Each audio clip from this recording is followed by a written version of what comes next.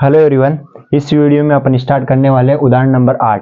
यानी कि इससे पहले की वीडियो में अपन ने उदाहरण नंबर 8 और उससे पहले जो प्रश्नावलियां थी उनको अपन ने हल कर लिया है। ठीक है, लगभग 4-5 वीडियो में। तो इस वीडियो में अपन उदाहरण नंबर 8 और इसके आगे जो अपन को प्रश्नावली 3.3 दे रखी उसके सवाल करेंगे। ठीक है, तो अब उदाहरण नंबर 8 से अपने शुरुआत होती है विलोपन विधि की। यानी कि इससे पहले अपन प्रतिस्थापन विधि से क्वेश्चनों को हल कर चुके हैं और ग्राह्य विधि से भी क्वेश्चनों को हल कर चुके हैं। तो प्रतिस्थापन और ग्राह्य विधि के बाद अगली विधि आती है अपने विलोपन विधि। ठीक है, अब विलोपन विधि में अपन को क्या करना रहता है, विलोपन विधि में किसी भी समीकरण दे देगा अपन को, दो समीकरण, उन दोनों समीकरण में से किसी एक चर का मान बराबर करके उन चर को घटाना रहता है। यानी कुल मिलाकर उस चर को उस समीकरण में से हटाना रहता है और केवल एक चर के रूप में समीकरण रह जाएगी। तो फिर उसमें से अपन एक चर का मान निकाल लेंगे। जब एक चर का मान निकाल लेंगे तो उस चर का मान किसी एक समीकरण में रखकर दूसरे चर का भी मान आ जाएगा। यानी कि इस प्रकार अपने पास x और y के मान आ जाएंगे, जो कि किसी भी समीकरण को हल करने के बाद अपन को x और y के मान ही प्राप्त होते हैं। ठीक है, तो देखिए उदाहरण नंबर 8 दे रखा अपन को नई वाली बुक में। अगर पुरानी वाली बुक में देखोगे तो आप ये उदाहरण नंबर 11 है। ठीक है, तो देखो क्वेश्चन क्या है, दो व्यक्तियों की आय का अनुपात 9:7 है और उनके खर्चों का अनुपात 4:3 है। यदि प्रत्येक व्यक्ति प्रति महीने में 2000 रुपये बचा लेता है तो उनकी मासिक आय क्या है। ठीक है, मासिक आय क्या है, महीने की आय क्या है, यानी तो अपन मान लेंगे। देखो हल, ठीक है, माना कि पहले तो आय मान लेते हैं, माना कि उनकी मासिक आय क्या है, 1 है। और दूसरी क्या दे रखी है उसने ये खर्चों का अनुपात। पहला अनुपात तो क्या दे रखा, आय का अनुपात, दूसरा खर्चों का। और उनके मासिक खर्च क्या है, y है। ठीक है, अब देखो प्रश्नानुसार अपन को क्या दे रखा, प्रश्नानुसार। ठीक है, प्रश्नानुसार पहली कंडीशन अपन को दे रखी है अनुपातों और खर्चों। देखो अब उनका मासिक अनुपात क्या है, x, तो पहले तो 9:7 दे रखा और यहाँ 4:3 दे रखा। तो i का अनुपात क्या आ जाएगा, x, तो 9 का 9x और फिर उसके बाद मासिक खर्च कितना हो रहा, 4y और 4y। ठीक है, तो मासिक का 4y हो जाएगा। ठीक है, अब इन दोनों का अंतर, यानी कि देखो आय में से मैं खर्च घटाऊंगा तो अपने पास कितना बचेगा, यानी जो बच रहा है मंथ के लास्ट में तो वो आ जाएगा ना बराबर, यानी कितना बच रहा, 2000। ठीक है, तो ये समीकरण नंबर फर्स्ट आ गई। वैसे समीकरण नंबर सेकंड बन जाएगी, 7x हो जाएगा एक माह का और माइनस, यानी जो कितना खर्च कर रहे हैं अपन, 3x। ठीक है, बराबर कितना बच रहा, 2000। ये समीकरण नंबर 2। ठीक है, तो इस प्रकार अपन समीकरण बना लेंगे। फिर इन समीकरणों को किस विधि से हल करना है, प्रतिस्थापन विधि से। अब प्रतिस्थापन विधि में क्या करते हैं अपन, किसी एक चर को प्रतिस्थापित करते हैं समीकरण में से। यानी कि उस चर को किसी भी संख्या से गुणा कर सकते हैं या भाग दे सकते हैं अपन, वो दोनों साइड। अगर किसी भी समीकरण में दोनों साइड गुणा या भाग करते हैं तो समीकरण में कोई अंतर नहीं आता है।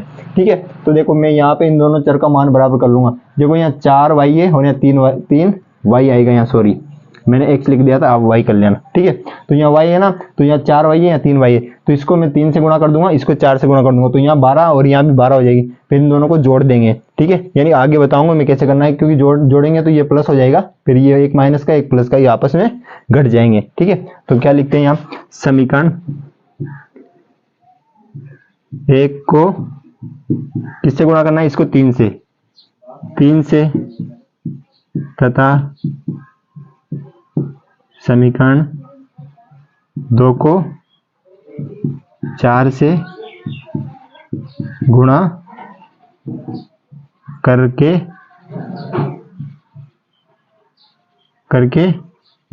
पुनः लिखने पर। ठीक है, देखो इसको किससे गुणा करना है, 3 से, तो एक 9 को 3 से करूंगा तो 9 तिया 27x माइनस 4 तिया 12y बराबर, इसको 3 से करूंगा तो 6000 हो जाएगा। 2000 को 3 से करूंगा और दूसरी को करूंगा तो देखो ये तो समीकरण नंबर 3 हो गया अपने पास, है ना। अब इसको करूंगा तो देखो 4 से करना है, 4 7 21 x। ठीक है, 4 से 28 हो जाएंगे, सॉरी 4 से करना है ना इसको, ये देखो 4 से, तो 4 से 28 माइनस यहाँ 12y बराबर, अब यहाँ कितना हो जाएगा 8000, समीकरण नंबर 4। अब इन दोनों समीकरण में से देखो घटा दो, देखो मैं यहाँ पे लिखूंगा घटाने पर, अगर कोई भी समीकरण में अपन घटाने पे लिखते तो उनका चिन्ह चेंज हो जाता है, अगर जोड़ने पे लिखेंगे तो सीधा सीधा जोड़ देंगे, अगर घटाने पर लिखेंगे तो घटाने पर, ठीक है, घटाने पर तो ये प्लस का है तो ये माइनस हो जाएगा, अब ये माइनस का है तो यहाँ प्लस का हो जाएगा, अब ये प्लस का है तो यहाँ माइनस हो जाएगा। अब देखिए 12y से प्लस के 12y और ऊपर माइनस के 12y कट जाएंगे, और यहाँ पे क्या बच गया, माइनस के 28 एक से और प्लस के 27 x, तो माइनस के x बराबर यहाँ पे कितना बचेगा माइनस के 2000, यानी 8000 में से 6 आ जाएंगे, तो माइनस से माइनस कट गया, x बराबर कितने आ गया अपने पास 2000, तो x बराबर तो 2000 आ गया अपने पास, ठीक है। अब x बराबर 2000 को कोई सी भी समीकरण 1 या 2 में रख दो, तो x बराबर 2000 को समीकरण किस में रख दो, 1 में रख दो, 1 में रखने पर, ठीक है। तो समीकरण 1 क्या है, चूंकि अपने पास 9x माइनस के 4y बराबर 2000, ठीक है। अब 9 इंटू एक्स की जगह क्या रखना है 2000, ठीक है, माइनस 4y बराबर 2000, फिर 9 को 2 से गुणा करेंगे तो 18000 माइनस 4y, ठीक है ना, यहाँ से बराबर 2000, तो पहले माइनस के 4y बराबर 2000, इसको इधर भेजूंगा तो माइनस के 18000 माइनस के 4y बराबर कितने बचेंगे, माइनस के 16000, ठीक है। माइनस से माइनस कट जाएगा और y बराबर 16000 बटे 4, कितनी बार कट जाएगा ये, यानी कि 4000, तो y बराबर कितना आ गया 4000, ठीक है। देखो अपन को पहले क्या था, x क्या माना था मासिक आय, तो उनकी क्या निकाल दी अपना मासिक आय, मासिक आय क्या आ गया अपने पास 2000, ठीक है, और उनके मासिक खर्च क्या आ गए 4000, तो आंसर क्या है x बराबर तो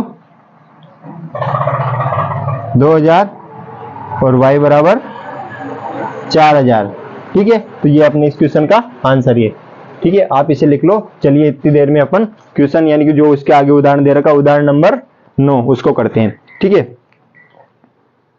आप इसे लिख लेना या फिर रिपीट में देख लेना या फिर स्क्रीनशॉट लेकर लिख लेना, ठीक है। तो चलिए मैं अगला क्वेश्चन लिख रहा हूं, ठीक है, तो मैं इसको मिटा देता हूं ना।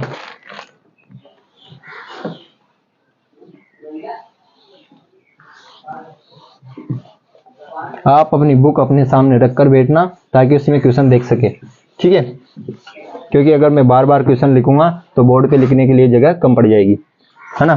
अब ये देखिए उदाहरण नंबर, नई वाली बुक में तो उदाहरण नंबर 9 है, ठीक है, अगर पुरानी वाली बुक है तो इसमें उदाहरण नंबर 12 है, ठीक है। तो आई होप आपके पास पुरानी वाली बुक होगी अभी, तो अगर नई वाली तो उसमें उदाहरण नंबर 9 देखिएगा, ठीक है। इसमें दे रखा विलोपन विधि का प्रयोग करके निम्न रैखिक समीकरण युग्मों के सभी संभव हल ज्ञात कीजिए, तो अपन को हल, ठीक है, समीकरण क्या दे रखी, विलोपन विधि से करना है समीकरण, क्या क्या दे रखी है 2x प्लस 3y बराबर 8, समीकरण नंबर 1 है। दूसरी क्या है 4x प्लस 6y बराबर 7, समीकरण नंबर 2। इन दोनों समीकरणों को अपन को किस विधि से हल करना है, विलोपन विधि से, ठीक है। तो विलोपन विधि में किसी भी दो यानी कि किसी भी एक चर का मान बराबर करते हैं अपन, तो इनमें या तो इसका कर लेंगे या फिर इसका कर लेंगे। अब देखो समीकरण को मैं इससे 2 से गुणा कर दूंगा तो यहाँ भी 4x हो जाएगा और नीचे भी 4x है, तो समीकरण 1 को किससे गुणा करेंगे, समीकरण 1 को 2 से, 2 को गोले में बंद मत करो, 2 से गुणा करने पर, ठीक है, 2 से गुणा करके लिखता हूं तो क्या हो जाएगा यहाँ पे 4x प्लस 6y बराबर 16, समीकरण नंबर 3 हो गई है। और समीकरण 2 को मैं ऐसा कैसा ही लिख दूंगा 4x प्लस 6y बराबर 7, ये समीकरण नंबर 2 है। अब यहाँ पे क्या घटाने पर, क्योंकि देखो चिन्ह सेम है, प्लस प्लस के, तो घटाने पर माइनस हो जाएगा ना फिर, तो घटाने पर, तो यहाँ पे क्या हो जाएगा, माइनस माइनस माइनस। ठीक है, घटाने पर जहां जहां माइनस होता है वहां तो प्लस हो जाता है, और जहां जहां प्लस होता है वहां माइनस हो जाता है, और जोड़ने पर तो ओनली प्लस प्लस ही रहता है, क्योंकि अगर जो माइनस आपस में रहते हैं वो घट जाते हैं। ठीक है ना, तो यहाँ से इससे कट गया, और यहाँ से इससे ये भी कट गया, तो यहाँ से इधर 0 बराबर कितना आ गया, 9। ठीक है, तो यहाँ पे क्या हल संभव नहीं है, तो इस क्वेश्चन को आगे अपन हल ही नहीं कर सकते। या तो रेखाएं अपन ने जो स्टार्टिंग में देखे थे ना, या तो रेखाएं समांतर होगी या इसका अनंत हल होंगे। ठीक है, तो इस प्रकार या तो इसके कोई हल नहीं होंगे, यानी x और y की मान नहीं निकाल सकते, है ना। तो ये क्वेश्चन नंबर यानी उदाहरण नंबर 9 को यहाँ तक ही छोड़ देंगे अपन। क्या लिख देंगे,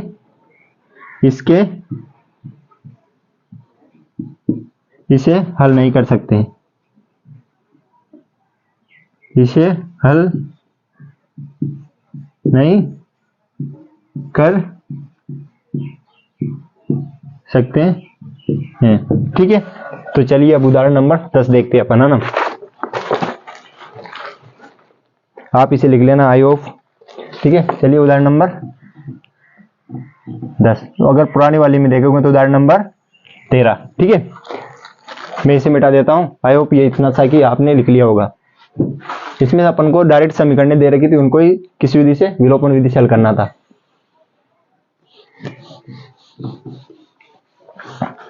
अब देखिए आप अपनी बुक में नंबर 10, दो की नई वाली बुक में उदाहरण नंबर 13 है। ठीक है, मैंने लिख भी दिया है वहां पे।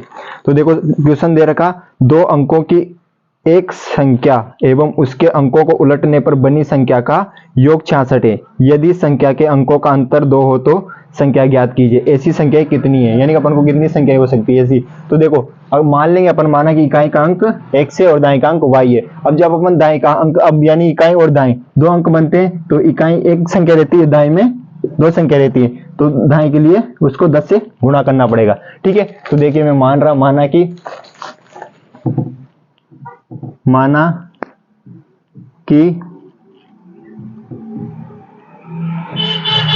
कि उस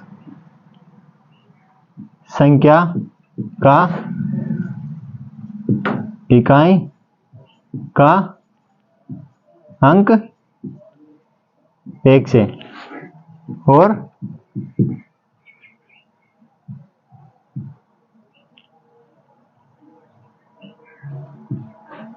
दाएं का अंक y है। ठीक है, तो वह संख्या, ठीक है, तो संख्या क्या हो जाएगी अपने पास, x प्लस 10y, क्योंकि दाएं के अंक में अपन को 2 संख्या लेनी है, तो 2 संख्या आ जाएगी, 10 से गुणा करेंगे। ठीक है, अब संख्या को उल्टेंगे, तो संख्या को उलटने पर वह संख्या, तब संख्या को उलटने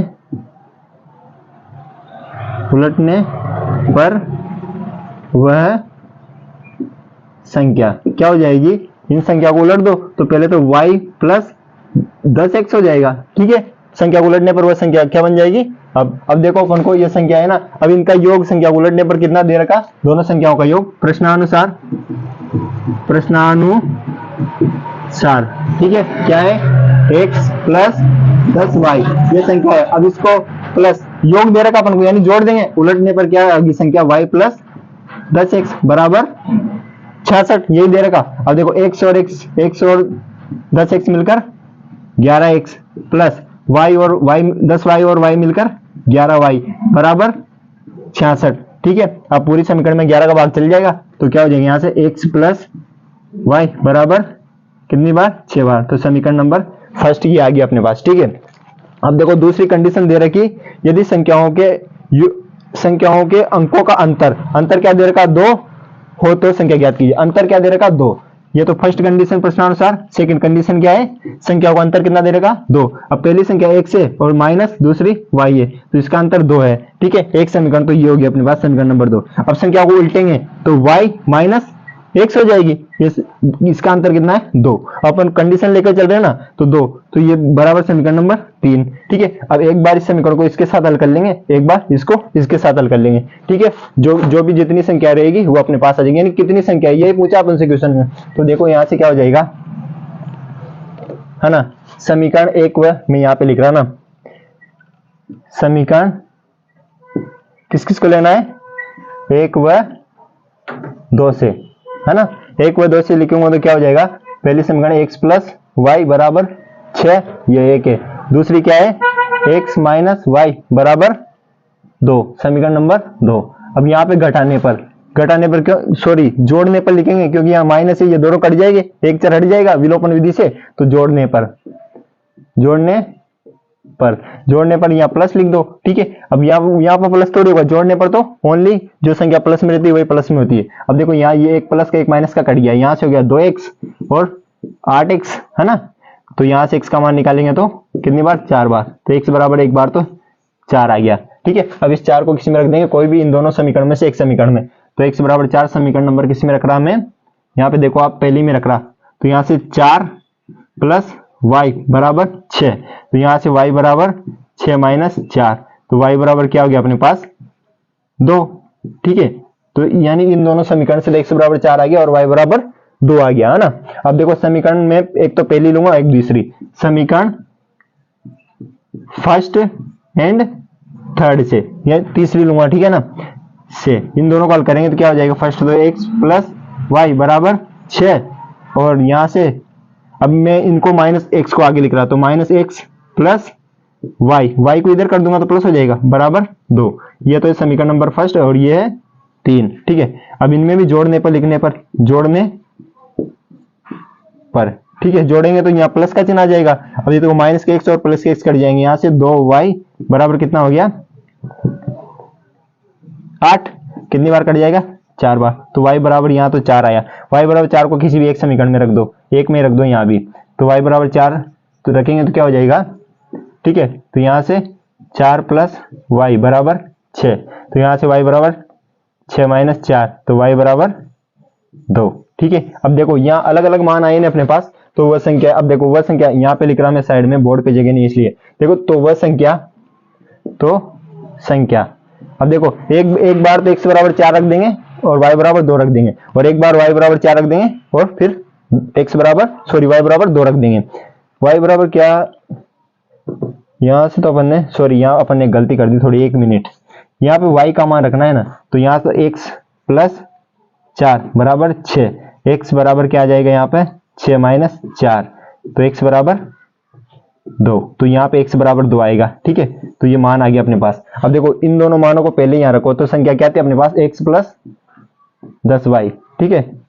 अब यहाँ से x का मान तो कितना है 4 प्लस 10 इंटू 2, तो क्या हो जाएगा 4 प्लस 20, तो यहाँ पे 24, तो पहली संख्या 24 आ गई। और दूसरी बार क्या रखना है, यहाँ पे लिख देता हूँ, दूसरी बार क्या रखना है अपन को, x बराबर तो 2 प्लस y बराबर 4, 10 इंटू 4, तो 2 प्लस 40, और यहाँ पे 40 2 42, तो पहली संख्या 24 और दूसरी 42। अब संख्याओं को पलटने पर कौन सी संख्या प्राप्त होगी, तो मैं यहाँ लिखता हूँ, देखो क्या हो जाएगा y प्लस 10x। अब देखो एक बार तो क्या रखना है, यहाँ पे हल कर रहा हूँ मैं, एक बार तो ये वाला मान, तो y की जगह तो 2 रखना है, प्लस 10 इंटू x की जगह 4 रखना है, तो क्या हो जाएगा 2 प्लस 40, तो यहाँ से हो जाएगा 42, ठीक है। एक मान ये आ गया।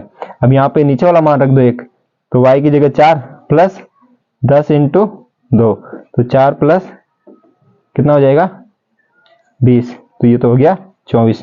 देखो यहाँ भी एक मान 24 आया था, संख्या को पलटने पर 24, और यहाँ भी एक मान 42 आया था, यहाँ भी है, यानी ऐसी दो संख्याएं संबंधित हो सकती है, एक तो 24 और एक 42, तो ये इस क्वेश्चन का आंसर है, ठीक है। तो इस क्वेश्चन को अपन को इस प्रकार करना है। चलिए अब हम प्रश्नावली के क्वेश्चन करेंगे, तो पहले समीकरणों को मैं आपके सामने लिख लेता हूँ, ठीक है।